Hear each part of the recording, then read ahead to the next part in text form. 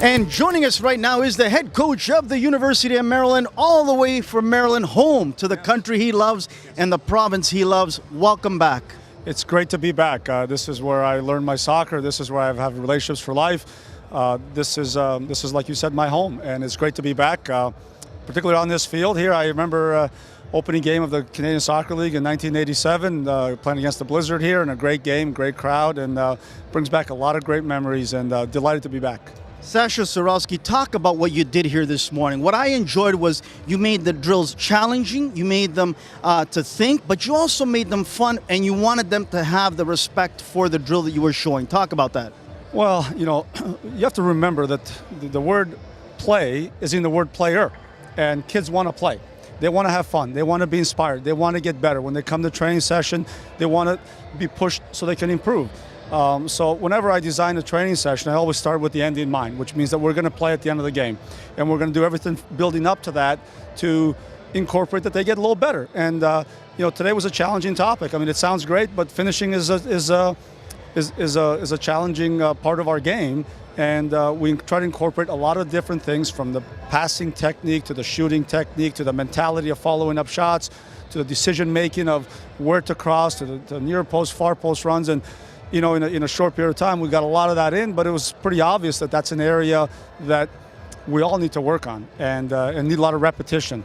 Sasho, from house league all the way to university soccer, when you're doing drills and practices, there's always going to be a few players that are lagging behind. They're not passionate about the drill. They're not getting excited. How do you get them motivated to not lag behind and keep up with the rest? Well, you have to show the transfers how it relates to a game. Players sometimes get into drill crazy mode, and all they think is just a drill, and they don't understand how it transfers to the game. So whether it's a simple passing drill or a shooting drill or somewhere where you're trying to make sure they understand the importance of following up a shot, you have to make it transferable, and they have to understand that this will make them better. It brings more joy to the game when they can get better at this part of the game.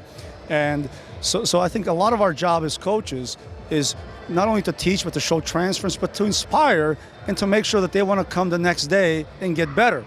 So I think that's a part of why I try to incorporate in every practice. I try to make it fun. Hell, I love the game. And when I'm out there, I'm having fun. It doesn't mean that you can't push people to get better, because that's what players want. They want to know that you care enough to push them to be great. How important is it that coaches themselves have to get better on a yearly basis and not stay stale in their tactics, their techniques, their training? Because players catch on after if the same stuff is shown to them over and over again. Yeah, repetition is important, but you also have to have some different ways of teaching. And look, part of our job as a coach is to show that you genuinely care. There's a saying that says, players don't care how much you know until they know how much you care. So once you establish the relationship where they know that everything you're doing is to make them better, and part of the way you show that is that you're evolving as a coach. Whether you're coming to conferences like this and picking up ideas, and you bring some ideas to the table of your players, you're reading books, you're watching games. When the players know that you care about your own self-development, it's easy to inspire them about their self-development. University of Maryland is a soccer power all over North America and for the world, for that matter. You're attracting kids from all over. How important it is for you to try and maybe attract some of the best Canadian players to come down there to help them out with their development in the game as well? Well, listen, I would love it. I've had a number of really good Canadian players play for me at various places, back with Elvis Thomas at the University of Hartford, Jason Bent at the University of Maryland. I had a young boy who was a special player, Olivier Lacoste-Labouille. Unfortunately, he had a career-ending injury before he got to us. But unfortunately, I think there's still too many young players in Canada that think that the only path to greatness is to go to Europe if they're any good. And I can tell you, I get at least one or two of those players that passed on college that are in Europe almost every year who want to come to Maryland now, but they either have wrecked their eligibility or don't have the academics to get in. The top 20 programs in the U.S. Are incredible. The professionalism, the commitment, the support services, the quality of play is fantastic. I mean, we're averaging 7,000 to 8,000 people on every weekend, and all three of my seniors this year playing MLS. We've got 6 in the U.S. national team pool right now. We've got kids all over Europe. There's a huge commitment there, and by the way, going to college and getting your degree and playing at a high level is the best 4 years of your life. For me, it was the best 4 years of my life, and I wish more of the top Canadian kids would really understand that. Sasho, let's talk about the train. The American kid that I've seen in MLS and on Team USA is really physically fit, and you could tell Canada USA playing, a lot of those kids were really, blowing by them. How important is it that these Canadian kids, if they want to go to pursue a career in NCAA, a scholarship, or really get in tune with that? Well, I think the American colleges do a great job of preparing you on all different levels. I mean, you get to grow socially, you grow academically, you grow soccer-wise, and that means that physically you're growing, technically you're growing, tactically you're growing. But we've got full-time strength and conditioning coaches. We've got facilities that are better than most Premiership clubs. We have video editing systems that are on par with whatever you have around the world. So there's so much that we have available at our disposal. It's incredible. I mean, I've got a massage therapist that gives the kids massages before games and after games. We've got a sports nutritionist. We've got, everything around. And so the whole package of development gets there. Plus, the kids are able to use the facilities 24/7. So if they want to go out and get better, they can go out the field and get better. How much did it hurt you as a Canadian watching Canada get destroyed 8-1 against Honduras, coaching in one of the soccer powers in University of Maryland? What was going through your heart and your mind, and back home, everyone watching what took place, that you could do better to help out? Well, I don't know what I can do better, but it was disappointing, very disappointing. The effort, the quality, and we're so close there because this was a good group. It was a very good group, and I think we're all kind of shocked at the result, and another missed opportunity for us to get back into the final stages of the World Cup qualifying. Canada's always had great players and really good people, but I'm not sure. I haven't delved deep enough to know what the issues are, but it certainly was a very sad day in my household when we saw that and it didn't advance to the Hex.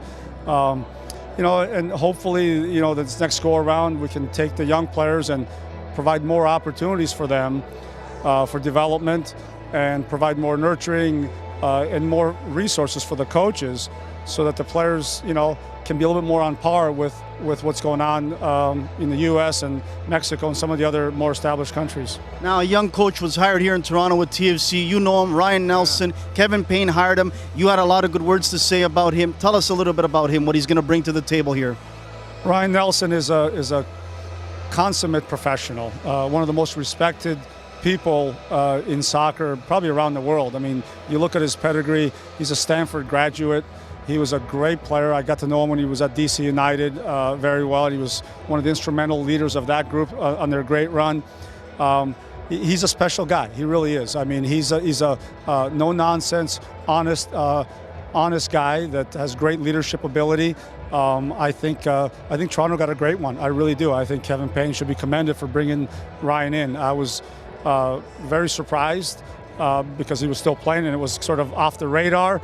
But when I heard it, I thought this was a great hire for Toronto. And I just hope that the fans can be patient enough so they can establish a culture, because I think that's one of the things that's been missing in Toronto is some continuity and consistency and a culture. And I think TFC has everything in place, from facilities to fans to resources. There's no reason why that can't get established and they can't be one of the powers in MLS. Last question is this: do you have any desire in your heart to ever come back to Toronto someday, or maybe at the national level to coach the men's national team of Canada? Or if there's ever another professional team that might come in Canada in MLS, would you be ever interested to come back and do that? I think you're always interested in looking at opportunities that maybe are a higher level than where you're at right now. I love my job at Maryland. I've had many opportunities in the U.S., in MLS, and Europe, but it has to be the right opportunity. I have a great thing right now, and I've never had one opportunity yet that's really pulled me away from this. I would have to give up a lot, so it would take a lot for me to look at opportunities. But to come back to Canada, yes, obviously I think about that often. To somehow be involved at different levels in the game here, but I've never been called. Sasho Cirovski, head coach of University of Maryland, more importantly, a proud Canadian, a guy, Victor Montagliani, that is ready and available for your phone call. Thanks for joining us here, and welcome back to the country that loves you. Great to be here, Anthony. It's a delight. I'm seeing a lot of great friends and the relationships I've had for years. Sasho Cirovski, head coach at University of Maryland.